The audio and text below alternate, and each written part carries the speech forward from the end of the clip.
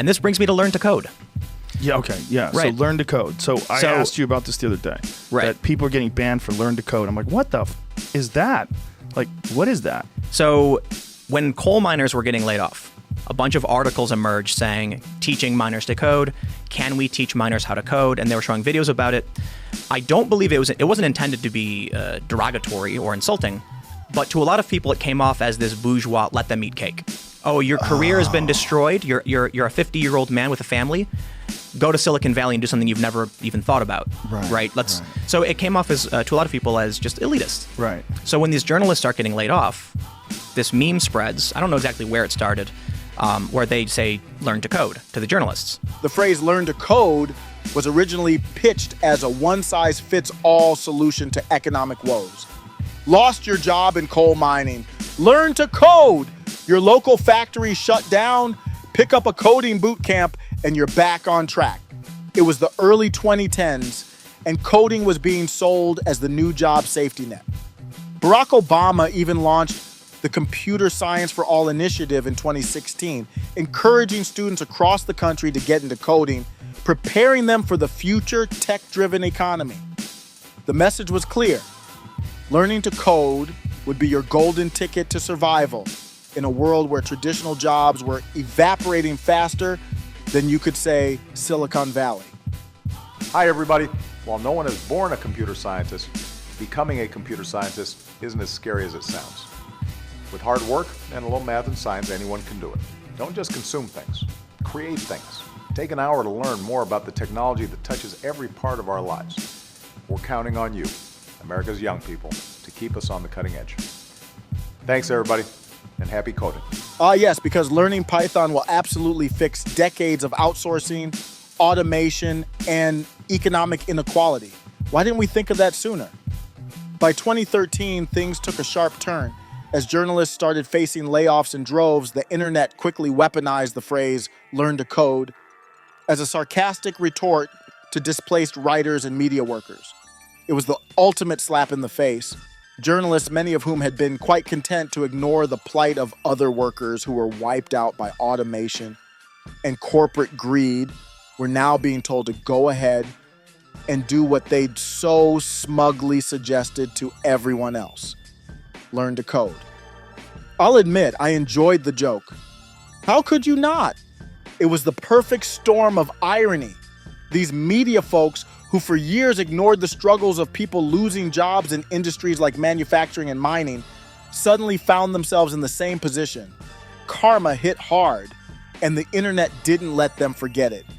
Learn to code became the go-to line every time a journalist announced their layoff on social media. But that's not even the best part. The real poetic justice is unfolding right now. The people who actually took that advice to heart, the ones who did learn to code, are now coding themselves right out of a job. These developers who thought they were safe because they learned this supposedly future-proof skill are now realizing that the machines they helped create are about to take their jobs away. Turns out, learn to code was great advice if you want to be part of the last generation of human coders before the machines take over. OpenAI's O1 model is already passing coding interviews with nearly 100% success rates. That's right, AI is now so advanced, it's outperforming the humans who built it.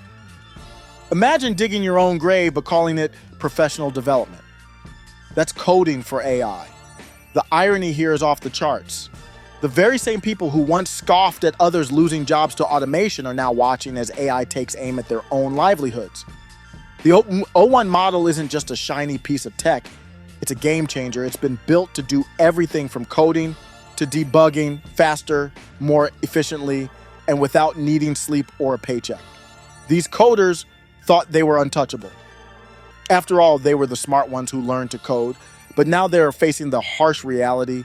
They built the machine that will replace them. The tech industry really thought they'd be immune. Turns out, AI doesn't care how many TED Talks you've watched.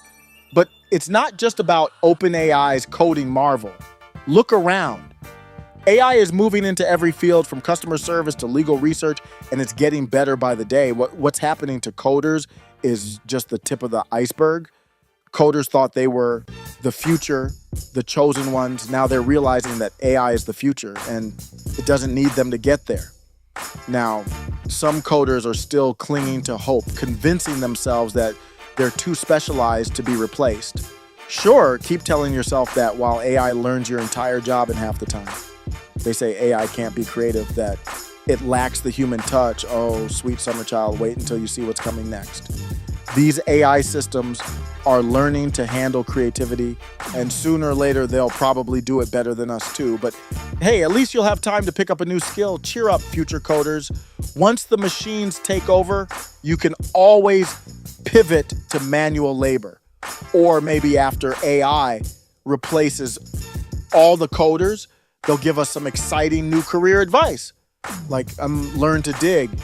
The reality is, we're living in a world where the advice that once seemed like the ultimate lifeline is now a ticket to redundancy.